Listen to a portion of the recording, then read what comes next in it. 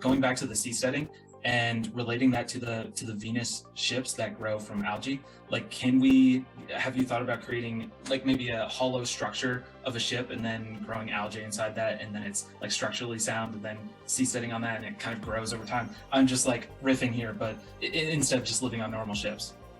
I think another unexplored category of organism, mainly when you look at industrial biotechnology, it's coming to fruition. It's in the progress. You mainly have two organisms that are used, E. coli and yeast. Those are like the domesticated golden retriever strains of biotechnology.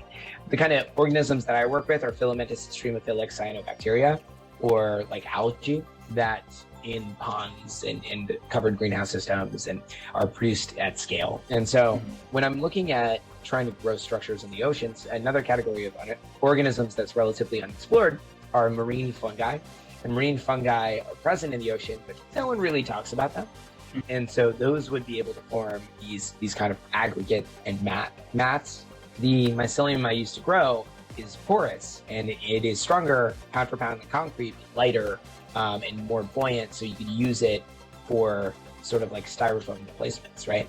And so something like that is kind of interesting. You start growing aerogel-like materials that have that porosity and buoyancy, but are incredibly structurally durable.